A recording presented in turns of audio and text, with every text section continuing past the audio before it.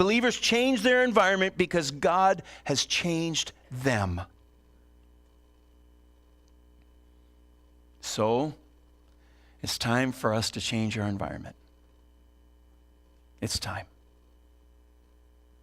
Next week, when you come here, you will not be coming to Edgewood Church of Christ.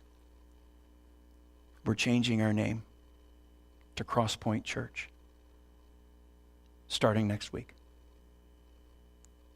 Right now, some of you are going, what just happened?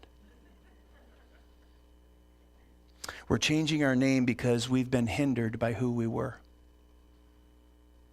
If you ask me, I can give you the names and the faces of people who are sitting right here who have invited folks to come to church, but when they say the name Church of Christ, there's an immediate resistance.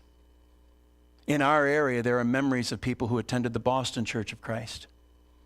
And if people don't know about the Boston Church of Christ, there are people who have been to these places, and I'm going to tell you right now, sometimes those experiences haven't been good. And some of you who have been going to the Church of Christ for decades have begun to experience those very things.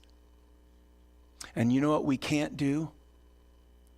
We can't start in the negative. We can't.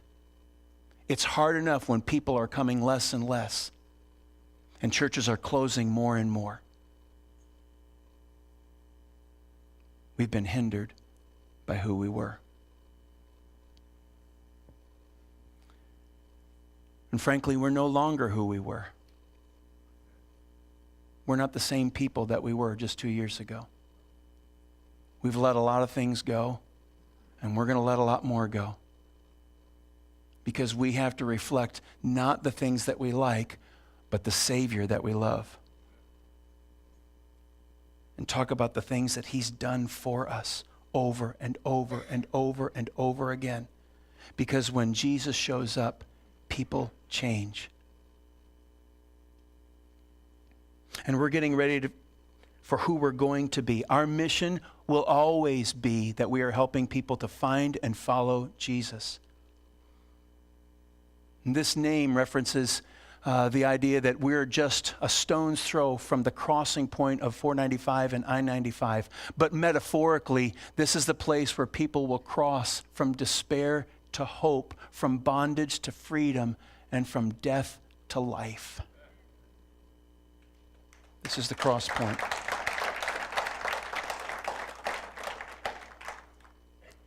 I'm not done.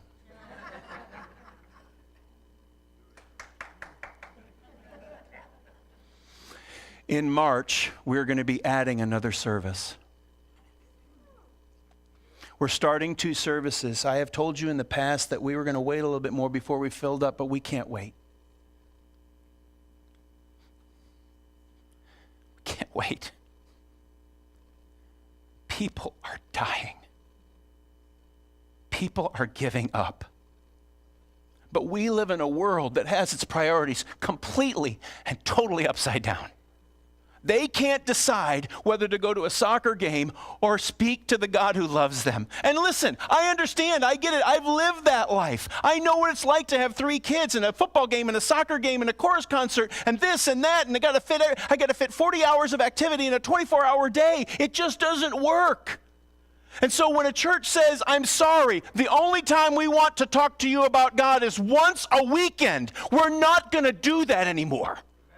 We're just not going to do that. It's going to be a challenge on us. We're going to be really tired, but we will be so happy. We will be so grateful because people will be coming who now can say, hey, listen, I can't come. I've got a game at 10:30. Great, we got a service at 9.